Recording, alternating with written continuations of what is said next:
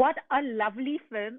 I absolutely loved it. Heartwarming with a message out. Very subtly, but it does hit you.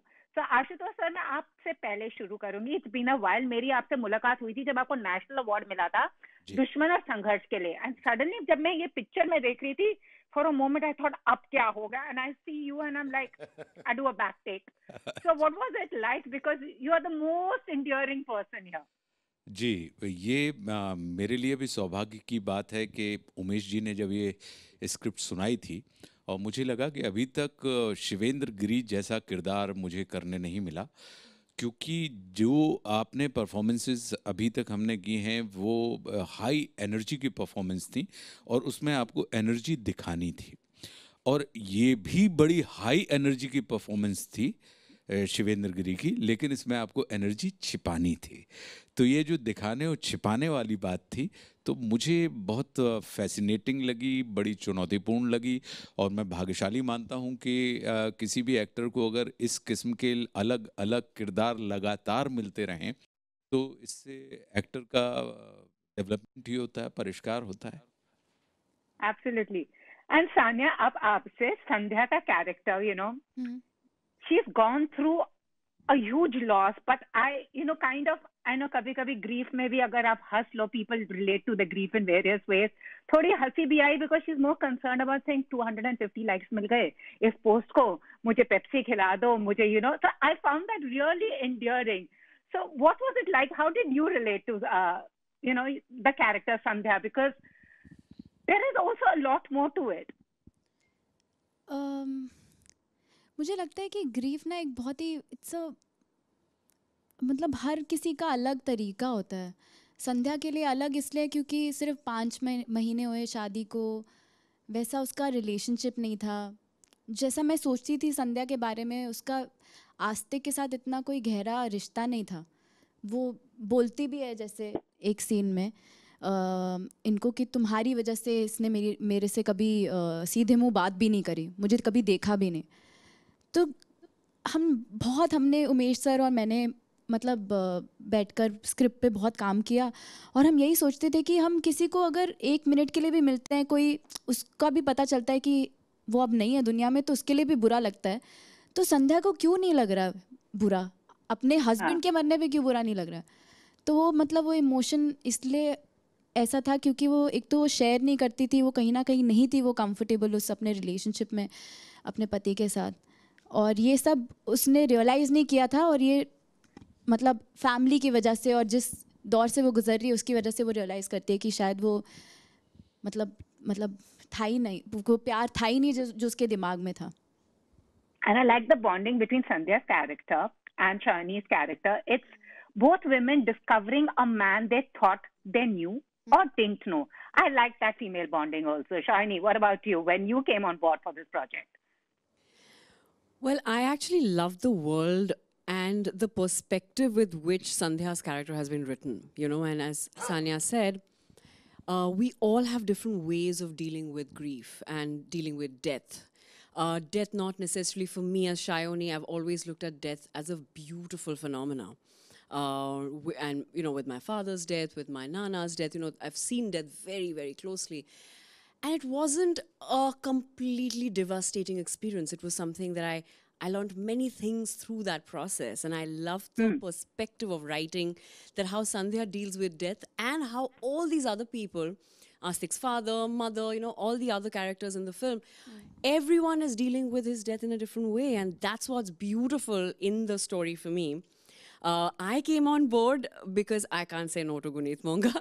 And she's too good a friend of mine. And honestly, I mean, it's a special appearance part, but I like the spunk Akansha has, but also the normalcy with which the two women, Sandhya and Akansha, meet and explore each other. And actually, I mean, there are parts which we shot, through the songs and stuff, they actually become friends.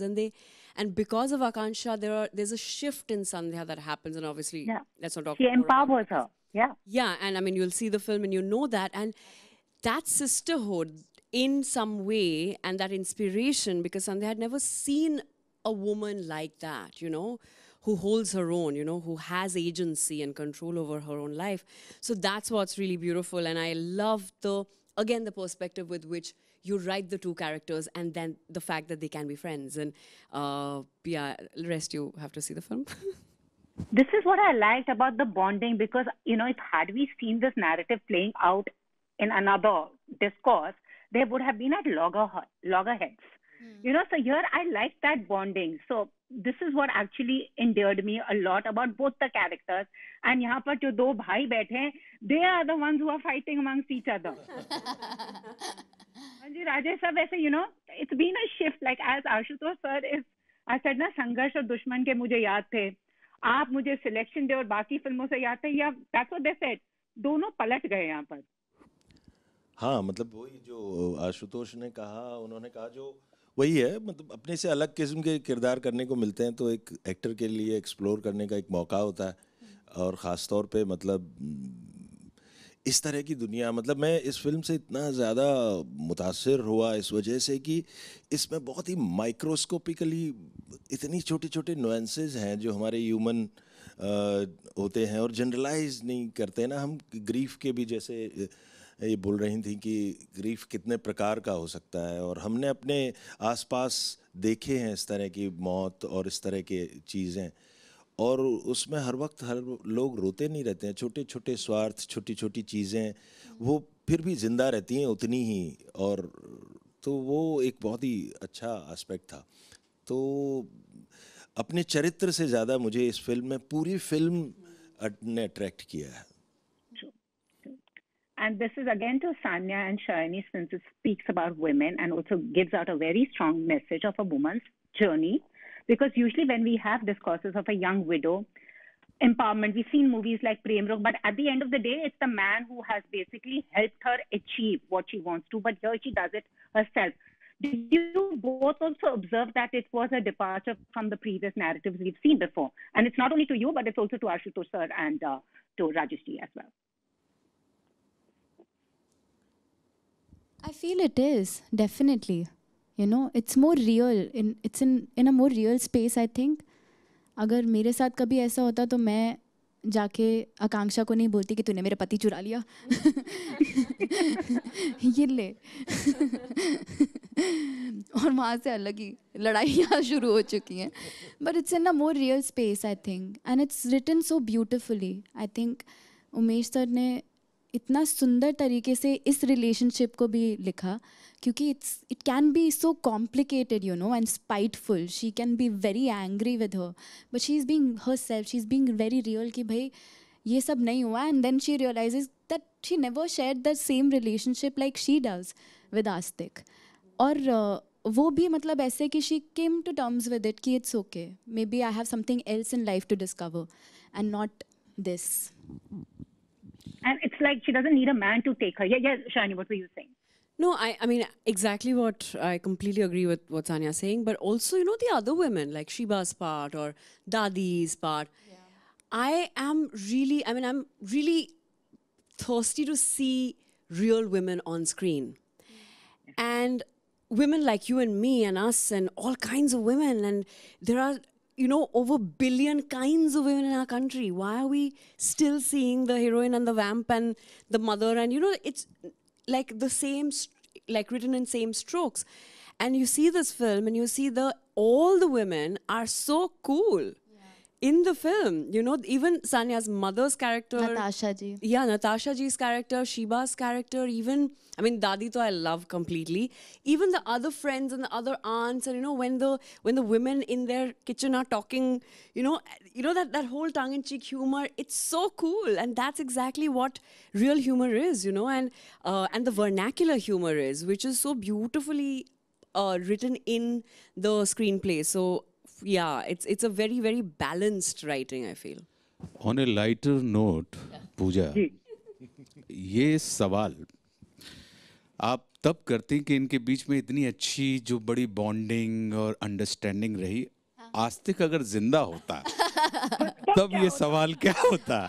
अब चूंकि वो जा चुका है बेचारा, वो जा चुका है तो हर आदमी बस उसमें ही रास्ता ढूंढ रहा है कि नहीं चलो ठीक है, थैंक यू सो मच, मेरे पास 5 महीने पहले ही अभी मेरी शादी हुई थी, अब चलो अच्छा हुआ कि मैं कहीं ना कहीं जो झटका इसको लगा है मैं बच गई बाल बाल, और मेरे पास पूरा जीवन बचा है। तो आस्तिक अगर जिंदा होता, मैं इस पूरी फिल्म को, मेरे लिए आस्तिक जो है एक व्यक्ति नहीं है, आस्तिक एक किस्म का इमोशन है। हम और आप अगर देखें तो नास्तिक होते हैं या आस्तिक होते हैं। तो मैं इसको उस तरीके से देखता हूं कि जब किसी की आस्तिकता ऑल ऑफ ए सडन खत्म हो जाती है तो फिर इंसान की जिंदगी में क्या होता है। अगर आप शिवेंद्र के किरदार को देखें कि उसने अपने बच्चे का नाम ही आस्तिक रखा है और ये सोच के रखा है, इसका मतलब है कि उसके अंदर वो आस्तिकता का भाव है और वो आस्तिकता अचानक उस मकाम पर आकर खत्म हो जाती है, तो इंसान फिर क्या करेगा। फिर अगर आप संध्या के उसमें देखते हैं तो उसको आस्तिकता, वो एक बिलीवर और नॉन बिलीवर के बीच में घूमती हुई लड़की है और उसको अभी 5 महीने पहले ही वो उसके जीवन में आस्तिकता आई है जिसको वो अब्सॉर्ब नहीं कर पाई और अचानक वो आस्तिकता डिसअपियर हो गई। तो उसके लिए उसका स्वाद ही नहीं लगा जीवन में। और तो मैं इसको बड़े दूसरे तरीके से इस पूरी की पूरी फिल्म को देखता हूँ और इसी वजह से कहीं वो उस चीज़ को बहुत अलग तरीके से बिहेव कर रही है और शिवेंद्र बिल्कुल अलग तरीके से बिहेव कर रहे हैं। इनका जो कैरेक्टर है वो उसको अलग तरीके से देख रहा है, राजेश जी का जो कैरेक्टर है वो उसको अलग तरीके से देख रहा है, रघुवीर भाई का जो किरदार है, या जो तमाम, मेरा ये मानना है कि हम और आप चूंकि आज के दौर में आभासी दुनिया में चलते हैं, वर्चुअल वर्ल्ड में, तो हम जिंदगी के सिर्फ एक ही इमोशन मानते हैं, love, like, laughter, angry, sad. क्या हमारे जीवन में सिर्फ इतने ही इमोशन होते हैं? अगर हम और आप जो हैं वो भरत मुनि के नाट्यशास्त्र में जाते हैं तो पता लगा कि 9 रस होते हैं, 9 भाव होते हैं, फिर उसके विभाव होते हैं, फिर अनुभाव होते हैं, फिर इस तरीके से आप 64 किस्म के हमारे और आपके अंदर भाव होते हैं। यानी हंसना भी जो होता है, श्रृंगार भी हो तो उन्होंने का संयोग श्रृंगार है, वियोग श्रृंगार है, कई किस्म की उसमें तमाम चीजें होती हैं। और भारतवर्ष जो है वो पूरे के पूरे जीवन को समग्रता के साथ देखता है, टोटलिटी के साथ देखता है।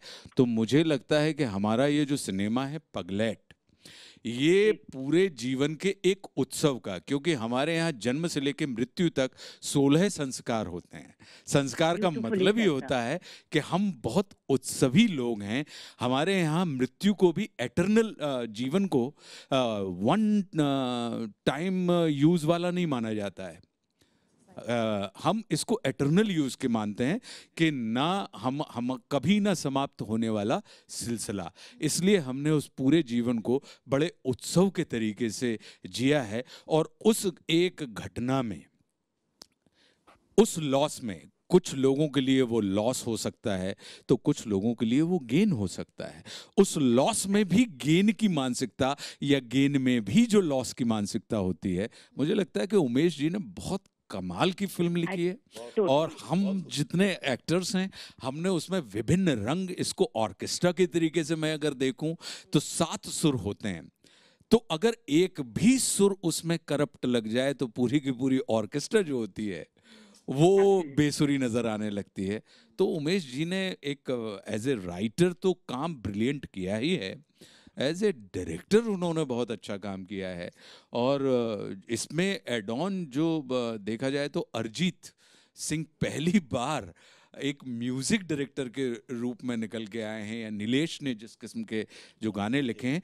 तो देखा जाए तो ग्रीफ से शुरू हो रही है ये फिल्म, दुख से शुरू हो रही है ये फिल्म, लेकिन उस दुख में भी किस किस्म के भाव और अलग अलग जिंदगी के पड़ाव, या हर आदमी की जो जिंदगी है वो बहुत सतरंगी फिल्म है। और इसीलिए वो उसका नाम ही पगलेट है, क्योंकि पगलेट एक ऐसा शब्द है कि उसको जब अकल आती है तब भी आप बोलते हैं पगलेट, जब अकल जाती है तब भी आप बोलते हैं पगलेट। उसको आप बड़े लाड़ से भी बोलते हैं कि अरे पगलेट है वो, और उसको आप कहते हैं पगलेट होगा बे।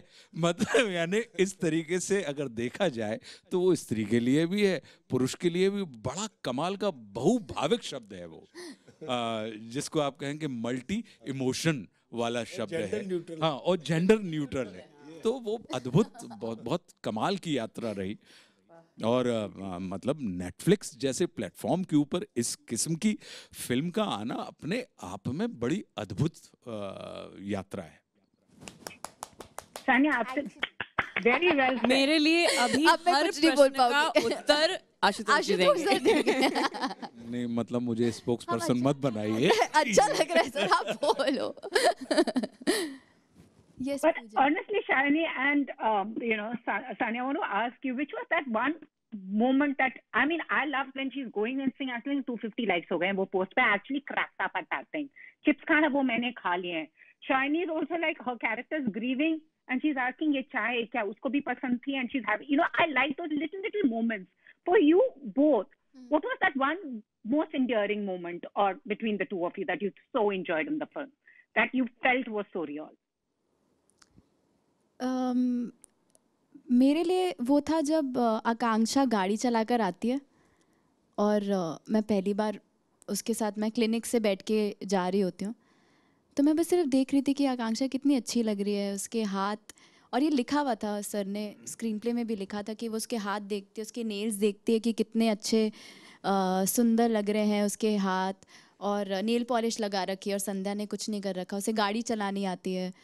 तो वो मेरे लिए काफ़ी, आई थॉट कि वो संध्या ने कभी ऐसा देखा नहीं था कि ये लड़की कितनी, मतलब शी सो इंडिपेंडेंट, वो खुद जा रही है गाड़ी चलाकर, उसके हाथ पैर कितने सुंदर है, खुद का ऑफिस है। वो मेरे लिए काफ़ी स्पेशल था, क्योंकि वहीं से ही संध्या फेल्ट कि may be this is something that I can do too, you know. 50 lakh रुपए छोड़ के सीधा। हाँ, वो तो चाहिए था ना। आप रियल लाइफ में?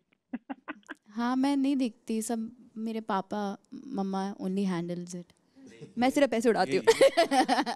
पूछ रही हैं कि क्या रियल लाइफ में ऐसा करती हैं आप? हाँ, मैं नहीं देखती हूँ। 50 लाख रुपए छोड़ जाती? 50 लाख रुपए छोड़ जाती? हाँ, बिल्कुल बिल्कुल बिल्कुल, सच में। पैसे लग के सब देख लो आपके लिए। हाँ जी शालिनी। एक्चुअली एक सीन किया था हमने जो फिल्म में है नहीं, तो हम लोग ऐसे घूम रहे थे उस फोर्ट में, मैं ये बोलने वाली।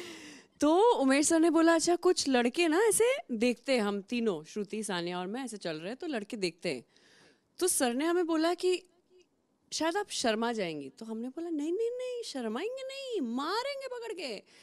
तो फिर हमने सीन किया कि अच्छा लड़के देख रहे हैं, और सानिया घूम के देखते क्या देखते हो, और हम तीनों इनके पीछा करते और जूता हाथ में लेके पीछा करते मारने के लिए। लवली, टोटल पगलैट मोमेंट होता। इतना मजा आया था, हम तीनों को हम हंस के पागल हो गए। बहुत मजा आया था वो सीन करते हुए, अंदर से निकला गुस्सा। No, but I really like this movie's come about because it doesn't show that her life has ended. Her life has actually just begun. वो होता है ना पिक्चरों में, the end नहीं आता, this is just the beginning. वो होता था ना. I used to wonder what that meant. But seeing Paglet, I could see that. So जाते जाते बताए, what is the most Paglet thing that you feel that you've done in life? Now this is to all four of you. सबसे Paglet moment कौन सा था आप लोगों की जिंदगी में? आप बताइए। मेरे से उधर से शुरू हो सकता है। और नहीं तो आशुतोष सर आप नहीं आप पगलेट तो मतलब पगलेट तुम्ही ने कहा है कि जब लड़की लोगों को अकल आती है, ये डायलॉग किसका है? हाँ, जब लड़की लोग को अक्ल आती है तो सब उन्हें पगलेट ही कहते हैं। मैं तो पूरी पागल हूँ, मुझे लगता है मैं हूँ पगलेट, अपनी लाइफ में भी हूँ, और मुझे लगता है कि पिछले 1 साल में मैंने वो एम्ब्रेस कर लिया अपना पगलेटपन, और I am quite comfortable being my self now. I think हम सब लोग थोड़े पगलेट तो है ही यार, नहीं तो यहाँ नहीं होते।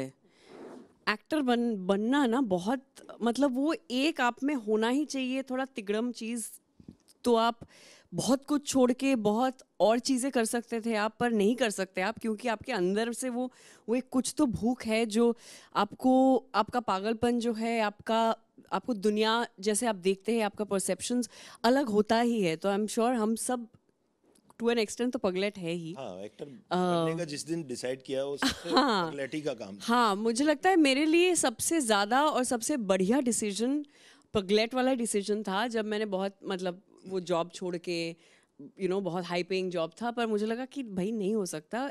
When I went to FTI and decided to go to FTI and study, that was the most puglet decision because I was like, जो होगा देखा जाएगा, ये मेरी ज़िंदगी है, अगर फेल हो जाता है ये तो भी ठीक है, क्योंकि मुझे ये करना ही है। I don't want to be 60 and regret कि यार कर सकते थे, नहीं किया।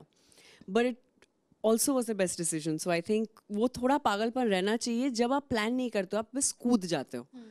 तो मेरे लिए शायद वही था। आशुतोष सर स्माइल हम वेट कर रहे हैं आपके आंसर की। स्माइल कर रहे हैं जैसे नहीं, इसको मेरा ये मानना है कि जब भी कभी आप अपनी लिमिट, अगर आपको अपनी लिमिट एक्सपेंड करनी है तो आपको अपनी नोइंग लिमिट के ऊपर खड़े होना पड़ता है, और आप उस सीमा के ऊपर जो खड़े होने का साहस होता है वो आपका वो जो इमोशन है वो पगलेट इमोशन होता है। क्योंकि जब तक आप उस लिमिट के ऊपर नहीं खड़े होते हैं तब तक आपको नया होराइजन दिखाई नहीं देता है। तो मुझे लगता है कि जिंदगी में जो कुछ भी हम ये पगलेट जो शब्द है वो भले ही उसको आप एक्सेंट्रिक या पागलपन से जोड़ते हैं, लेकिन मैं उसको पागलपन से नहीं जोड़ता हूँ।